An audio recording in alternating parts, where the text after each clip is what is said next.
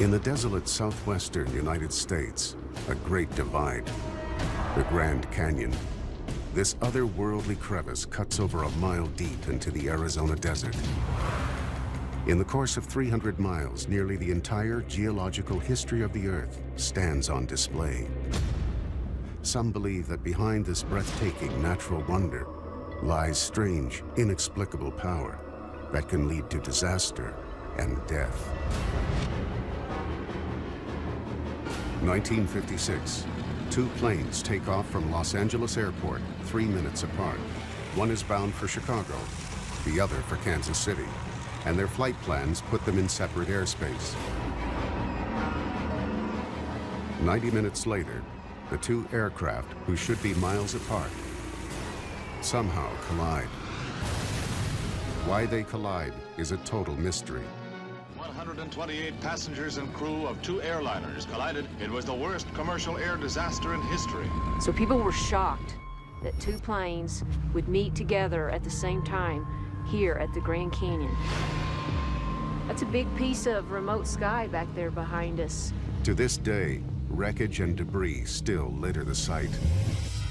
The park rangers now call this place Crash Canyon. The body recovery operation was a nightmare. They hired a specialized Swiss team of climbers to climb up to try to recover some of the remains. They were not able to get all of the bodies out of the canyon. The crash was so violent, 33 bodies are never recovered.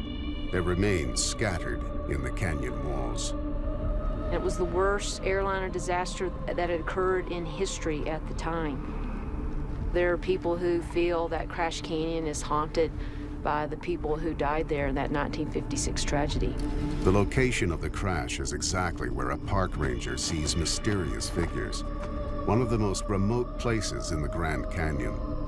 She saw 15 people wearing street clothes, women with skirts down to the knees, men in suits and ties, and they were walking up the trail. Behind them, 6 Native Americans followed and were speaking a language that KJ didn't understand. The figures the park ranger claims she saw are being led by Native Americans towards a place called the Confluence, where the Little Colorado flows into the Colorado River, which carved the Grand Canyon. I've hiked down to the Confluence. It's a very treacherous hike. It took me 2 days. It's a beautiful area, very special area, but I'm superstitious of some of the things that you find up the canyon. The Confluence has been a sacred place for the Hopi and other Native American tribes for thousands of years. For the indigenous peoples, it's one of their holiest sites. We have to have respect for it. We sort of like going to the Vatican, for example, like going to the Wailing Wall for other people. For natives and non-natives alike, the Confluence has a strange magnetic attraction. Many are inexplicably drawn to it, as if by a strange, unseen power coming from where the two rivers mix. When you're in that area of the Grand Canyon, it's a vertical drop of thousands of feet. You think you're at the edge of the world, and that this is going down into some magical place of the gods. We're sort of like going to a place of worship. We go there for spirituality and especially guidance. The canyon walls at the Confluence are a sheer drop, almost a mile down, revealing billions of years of the Earth's history. Even if a climber can reach the bottom, survival is all but impossible in the desert heat. Dozens have died trying. Despite the risk, many people have been compelled to explore the mysterious area near the Confluence. In 1909, the Phoenix Gazette publishes an article on an explosive discovery not far from the Confluence where the two planes went down. It talked about a gentleman named G.E. Kincaid who claimed he had been coming down the Colorado River prospecting. He was a part-time worker for the Smithsonian, so he always had his eye open for stories that the Smithsonian would be interested in. 1,500 feet above the river, he sees odd stains on the canyon wall. He parked his boat on the south side of the Colorado River, and started to make his way up the cliff face. It's very difficult terrain, and the closer he got, the more dangerous it became. Kincaid barely manages to complete the climb, but then he claims he makes a shocking discovery, one that can rewrite the history of the Western world.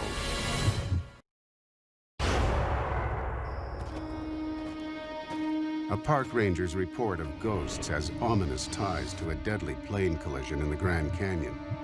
The planes crashed at a mysterious place called the Confluence, where half a century earlier, a daring explorer named G.E. Kincaid climbs 1,500 treacherous feet to explore strange stains on a canyon wall. What he discovers there takes his breath away. A strange cavern that doesn't appear to be a natural structure. Inside, Kincaid notices chisel marks on the wall, confirming that the cave must be man-made. The first thing he saw was a long passageway that obviously was manufactured. There are tons of natural caves in Grand Canyon, but this was not one of them, according to Kincaid. As Kincaid ventures further inside, he is shocked by what he sees. He comes across many more passageways that seem to be heading in all directions. This is a plan of the cavern reconstructed from Kincaid's account. At the end of the tunnel is a huge hub with other tunnels spiraling out from it. Essentially what he found was what could be the back door for a large underground city complex that he described as being immense, that could have held, in his estimation, up to 50,000 people.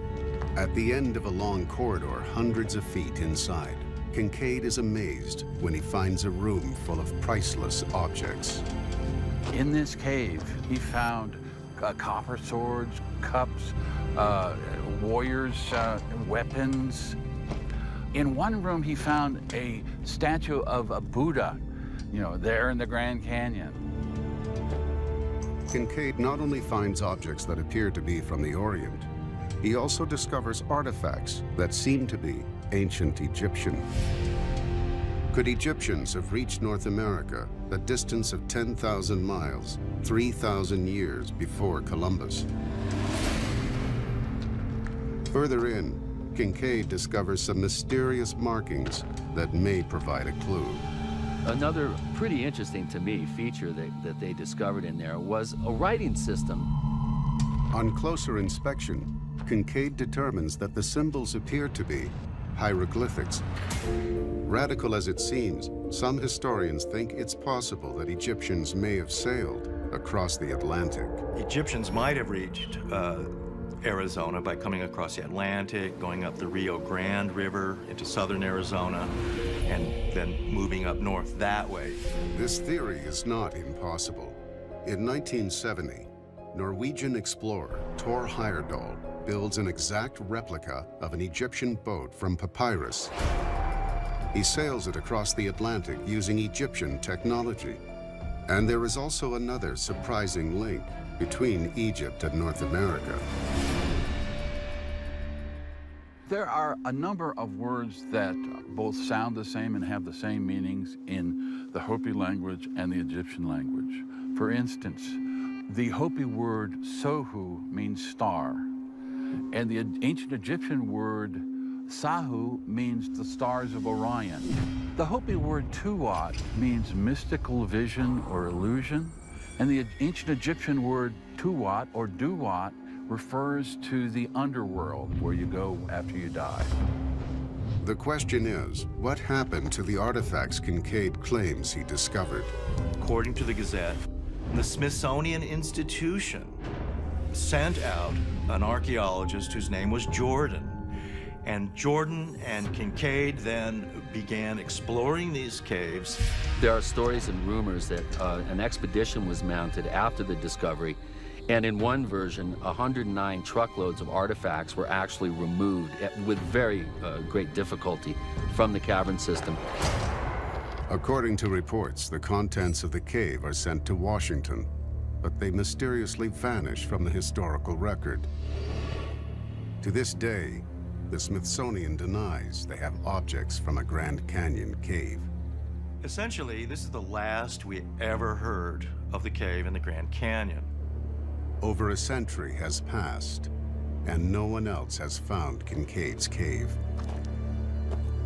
Kincaid actually reached the cave from the Colorado River himself, climbing up. Today, this would be virtually impossible to go this way, simply because the Grand Canyon is so tightly controlled. Grand Canyon is extremely well monitored by the U.S. government, but there are some interesting areas that access is not allowed. Even in one spot, Haunted Canyon, where access is even forbidden to most park personnel. Are these restrictions coincidence or evidence of a cover-up in place for over a century? If the Kincaid Cave is a secret too great for public knowledge, there's another cavern that's even more shocking. Grand Canyon National Park is almost 2,000 square miles of wild beauty. Accusations of a government cover-up of a major archaeological find there suggest this natural wonder may also be supernatural. And the story of another young explorer named Hank Crastman provides even more evidence. Hank was a student at Northern Arizona University at that time, 1961. Apparently he had spent time with the Hopi Indians, quite a background with Indian folklore, and he had been given the name of someone that wanted to meet him by a Hopi elder of some kind, and the name was given Kopavi. Kopavi is Hopi and also a student at the university. He tells Crastman that he has been given permission from his elders to take him into a sacred area of the Grand Canyon. The reason why is a mystery. Kopavi and Hank started out, and Hank had no idea what Kopavi had in store for him. Kopavi said, "It's not permitted for you to see where we're going without the blindfold." As they were going up this trail, very steep, he was really quite terrified. It said it was like an eternity.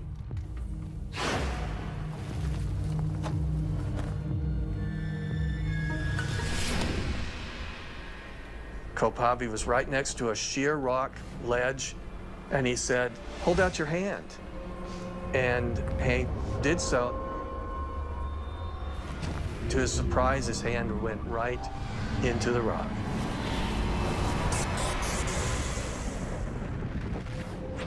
Kopavi and Hank found themselves in a chamber, and there were doors all around the periphery of the room with different kinds of symbols on them that he couldn't recognize.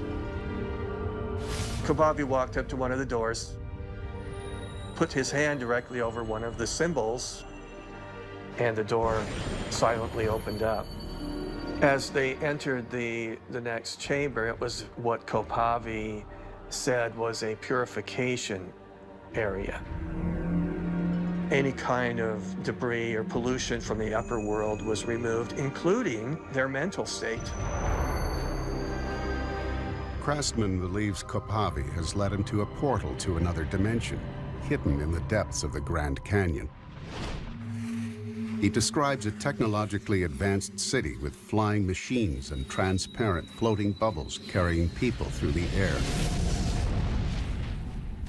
When Crastman returns to the outer world with Kopavi, he vows he will revisit this magnificent portal again. As Hank said, he says, and that's really the end of the story. He said, "I never saw him again." Over the years, Crastman returns several times alone, hoping to find the cave again, but fails. He dies in 2010, to his last day dreaming to see the hidden city one final time. Is there a link between Crastman's futuristic hidden city and the previous discovery of Egyptian artifacts also hidden in the Grand Canyon? Some claim that the answer may lie in the geology of the canyon itself. One of the unique aspects of the Grand Canyon is called metamorphic rock. James Tipton is an engineer and geologist. As rock gets deeper and deeper into the earth, the heat, the pressure, the weight transforms it molecularly. Metamorphic rock is a rock that is so compressed, so refined that its very molecular structure changes and it exudes an electromagnetic field. Some researchers believe that the confluence, where the Grand Canyon's two rivers meet, is a powerful geological area. You are in a much deeper section of the canyon where you have a very strong electromagnetic energy. All of these frequential cocktails blend together to form the perfect storm.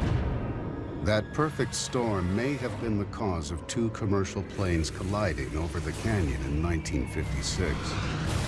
There are gravitational anomalies. There are magnetic anomalies that could easily have affected the instrumentation of the airplanes. What could have led to the spirits seen by a park ranger half a century later? When you have a high quartz content, it becomes like a film. And when there are powerful events in history, the matrix of that rock would be such that the emotional trauma these people felt when they passed over and went into a different dimension could have easily been recorded. For the Grand Canyon's native peoples, these strange phenomena are part of the canyon's ancient spiritual power and its greatest secret.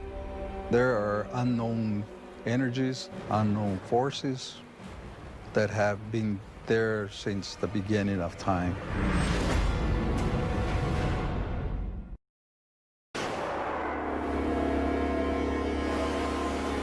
At the confluence of the Grand Canyon's two rivers, a park ranger claims to see spirits from a deadly air crash. An explorer finds a cave full of artifacts from the other side of the world. And a young student says he discovers a portal to a futuristic metropolis. There are unknown energies, unknown forces that have been there since the beginning of time. For the Pueblo people, who have lived here for more than 3,000 years, the confluence is also a sacred site with a rock formation they consider to be their birthplace.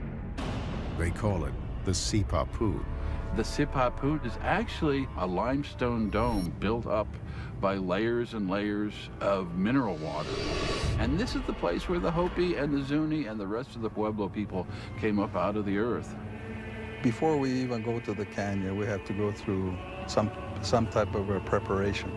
Whether it's a fasting, whether it's a ritual, it's like returning to a place where we meet our spirit people, and we have to have respect for it. Most all park rangers and Grand Canyon locals are superstitious of the Sipapu. And I've known people who have gone there that have been struck by lightning. They've got violently ill. Helicopter pilots also are suspicious of it. They won't look down at it when they fly over. Ancient legends say that the Sipapu is also a gateway to another world, a world inhabited by another race. The Pueblo people have this idea of ant people. They're half human, half insect. They have spindly legs. They have large bulbous heads. They have large eyes, and they have antennae. Hopi legend says the ant people took them underground and saved them from natural disasters such as earthquakes or floods. Did a technologically advanced race settle in the Grand Canyon in ancient times and protect the local tribes from annihilation? Some believe this could explain Hank Craftsman's account of a portal to another dimension and explore G.E. Kincaid's discovery of a cave filled with ancient artifacts. Kincaid's Cave could be the physical manifestation of this legendary underworld that the Hopis have talked about deep in the earth. Could the Sipapu also be where native elders were taking the spirits from a plane crash that a park ranger saw in 2004, so they could finally rest in peace? The Native Americans were part of some sort of spiritual cleanse of the bad history that occurred at that area. The mysterious legend of the ant people may be the greatest of the Grand Canyon's many astounding secrets, a legend of alien saviors perceived as gods. I think that there is truth there. I think that there is some sort of history there that they are remembering. I think that these caverns absolutely exist? Are they visible to everyone? Probably not. There are secrets in the Grand Canyon about the Grand Canyon that a lot of people have not really disclosed.